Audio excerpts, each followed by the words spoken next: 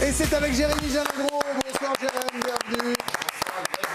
Ça va très bien. T'es bien Boston? Ouais, Boston Bon, c'était top. Écoutez, puis là je commence moi à remplir mon agenda des matchs de Coupe du Monde des Bleus parce qu'on commence à y voir un peu plus clair. Je ne sais pas encore contre qui la France va jouer en finale à New York le 19 juillet. Par contre, on sait contre qui ils vont débuter les 3 premiers matchs parce qu'on sait depuis hier soir le dernier adversaire des Bleus, c'est l'Irak, équipe surprise de ces qualifications. Joie immense dans les rues de Bagdad, la capitale, après leur victoire contre la Bolivie. Première Coupe du Monde depuis 84. C'est un retour marquant pour ce pays qui a souffert au XXIe siècle. Et si on ajoute à ça un Sénégal revanchard depuis la CAN et une Norvège de retour avec une génération dorée, ça nous donne cette question. Pourquoi le groupe de la France, il est historique, ce groupe? Regardez cette belle animation. Mbappé, les 3 adversaires dans l'ordre des matchs. Alors parce qu'au premier match, les Bleus affrontent une équipe qui veut marquer les esprits. C'est le Sénégal qui est en mission pour ce mondial. Les coéquipiers de Mané ne sont plus officiellement champions d'Afrique. On parle de la 14e nation FIFA et la France les affrontera à New York. En ouverture, les instances donc africaines leur ont retiré leur victoire à la CAN et pourtant, ils la revendiquent encore comme au Stade de France samedi dernier avant leur amical contre le Pérou, photo d'équipe avec le trophée. Edouard Mendy qui l'a brandi, Mamadou Sarr aussi. Le problème, c'est qu'on a les mêmes scènes côté Maroc. L'autre finaliste officiellement vainqueur pour le moment, les supporters marocains. Ils ont célébré leur titre en marge d'un match contre le Paraguay hier à Lens. La réponse dans cet imbroglio, elle arrivera seulement grâce au tribunal arbitral du sport. Ce ne sera pas avant la fin d'année civile. Donc face à la France, au mondial, les Sénégalais seront toujours dans cet état d'esprit, c'est-à-dire très remontés.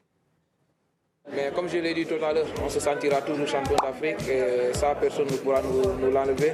Je célèbre à fond et je fais comme si il n'y a rien du tout. Il n'y a personne qui va m'enlever les moments de liesse qu'on a vécu à Dakar, ou que ce soit à Dakar ou ici. Aujourd'hui, on ne peut pas avoir le respect que l'Euro rapporte ou la Copa América. Il se passe des choses qui ne se passeraient pas dans d'autres confédérations, malheureusement. Ils vont vouloir prouver donc au mondial et surtout faire mieux que leur exploit de 2002. On s'en rappelle tous avec une mythique victoire au premier match contre la France sur un but de Papa Bouba Diop.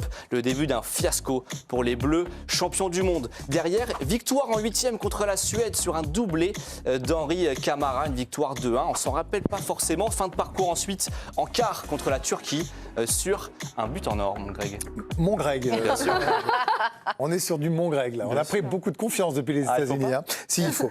Le deuxième adversaire des Bleus revient de très loin et c'est l'Irak. Immense surprise dont on parlait peu dans la géographie du football. Jusqu'à maintenant, l'Irak, c'est 57e nation FIFA, adversaire de la France, donc à Philadelphie pour le deuxième match. Ils ont remporté leur barrage cette nuit contre la Bolivie, c'était au Mexique. Et ça a provoqué donc, vous avez vu les images tout à l'heure, une joie immense dans les rues de la capitale, un sentiment de libération. On parle d'un match qui aurait pu être reporté à cause de la fermeture de l'espace aérien en Irak. Un match qui a été préparé dans des conditions très très compliquées pour les joueurs et que nous décrit notre envoyé spécial au Mexique, Sébastien Tarago. Le périple a été assez insensé puisqu'il a fallu prendre la route direction Amman en Jordanie pour trouver la possibilité de prendre un avion.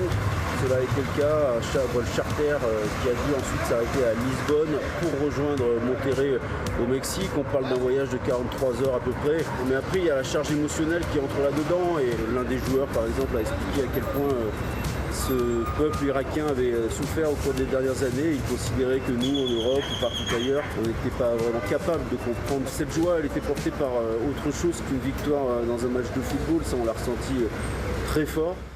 C'est un parcours donc semé d'obstacles qui a mis du temps, beaucoup de temps à se concrétiser. 5 phases de qualification pour les Irakiens, 20 matchs à jouer en tout et des matchs à jouer sur 12 fuseaux horaires. Ça va du Moyen-Orient jusqu'en Amérique du Sud en passant par toute l'Asie. Les Bleus par exemple, ça s'est joué en seulement 3 fuseaux horaires. C'est un retour donc complètement mérité pour les Irakiens qui retrouvent la Coupe du Monde 40 ans après. Dernière participation en 86 avec un match d'ouverture contre le Paraguay. L'Irak jouait en jaune. C'était une défaite de 1. Aujourd'hui, ils ont un maillot vert. Avant de perdre encore contre la Belgique et le Mexique. L'Irak finira dernier de sa poule. Mais ça n'empêche pas le sélectionneur australien aujourd'hui d'être très ambitieux. Regardez la déclaration qu'il a faite après la qualification. Nous allons jouer contre la France, le Sénégal et la Norvège. 3 grandes équipes. Nous n'aurons rien à perdre. Essayons de choquer le monde. Bon. Dernier adversaire des Bleus, c'est évidemment la Norvège et sa génération dorée, mon Jérém. Bien sûr, porté par Erling Haaland qui a fait de cette équipe un des principaux outsiders de la compétition. 31e nation FIFA, la Norvège. La France les affrontera à Boston, la ville de leur camp de base. Et les Bleus seront donc face à une attaque de feu. 3 grandes stars du foot européen. Dans cette attaque, Erling Haaland, l'attaquant de Manchester City, Sorloth, le géant, l'attaquant de l'Atlético, et puis le capitaine de cette équipe de Norvège, Odegaard, le meneur de jeu d'Arsenal. C'est une génération, celle-là, qui a rendez-vous avec l'histoire. Pourquoi ? Parce qu'elle est revancharde, elle a toujours échoué en qualification. Regardez, en 2022, elle rate son avion pour le Qatar pour 3 points. 3e derrière les Pays-Bas et la Turquie. Pourtant, Haaland avait déjà été le meilleur buteur des éliminatoires.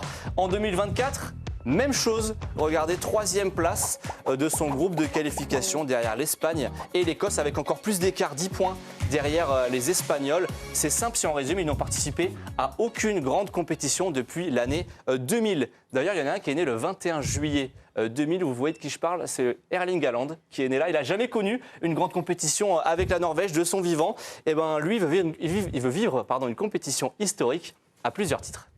Norway has never been qualified when I've been alive, which is a really big thing for me. And of course it's special that my father played in 1994 in US and that I can hopefully play in the US next year, almost 30 years later, is quite special and also been motivating me as well.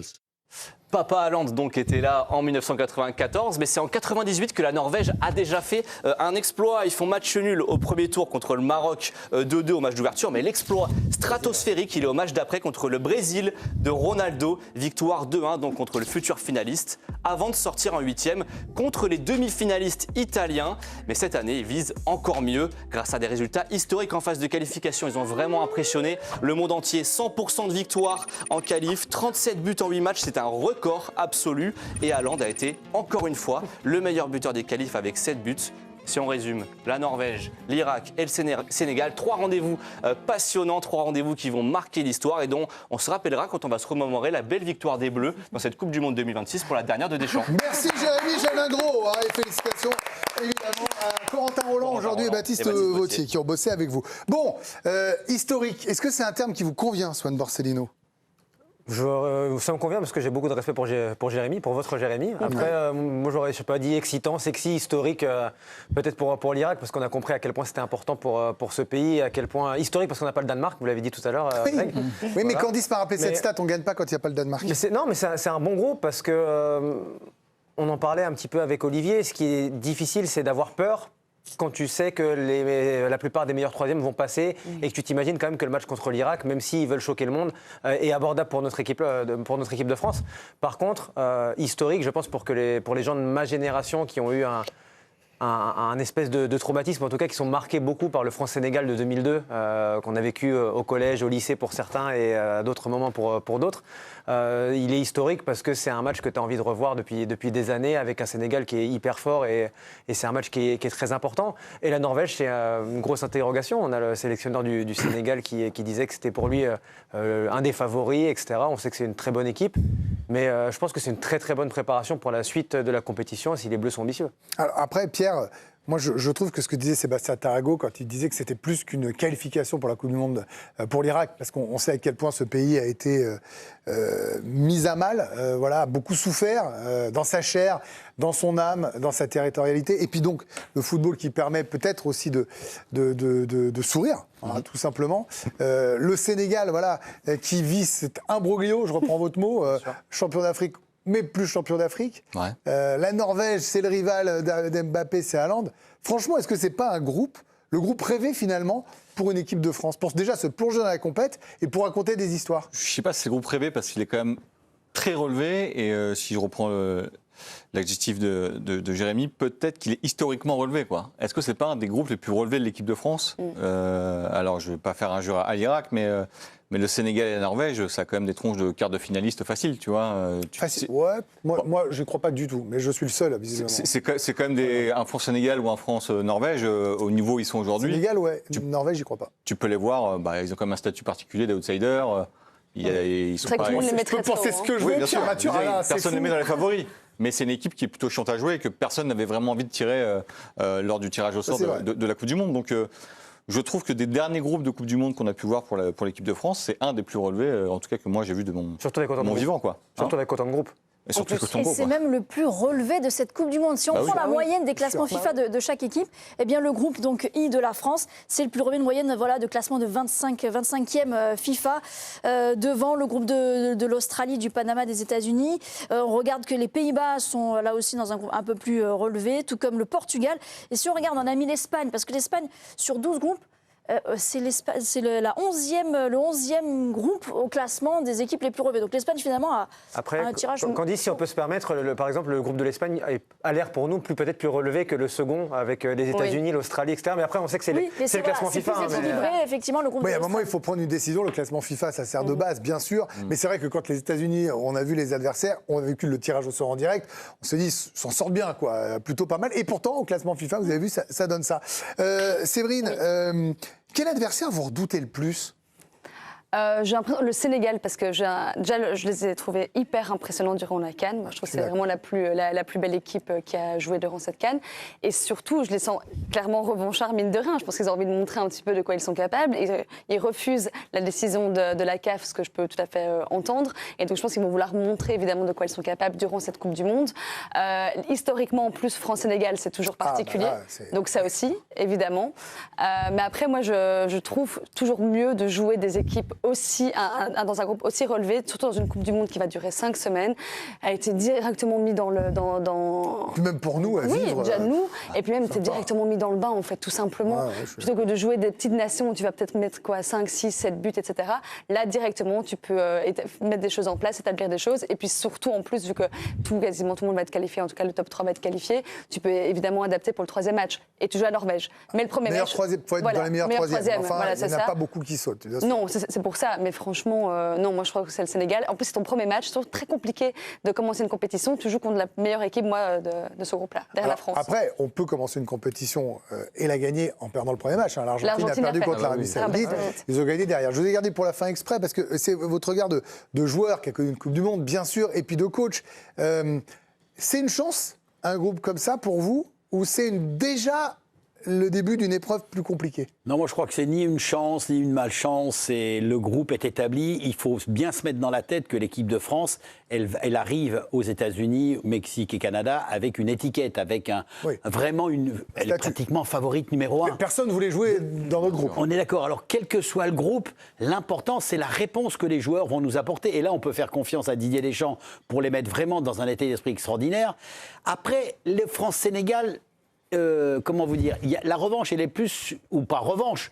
Les Français, je ne pense pas qu'ils seront revanchards du Sénégal, parce que pour la génération des joueurs qui sont présents, c'est un souvenir de télévision. C'est pas un souvenir où tu vois. Non, mais c'est important. Même pas pour certains.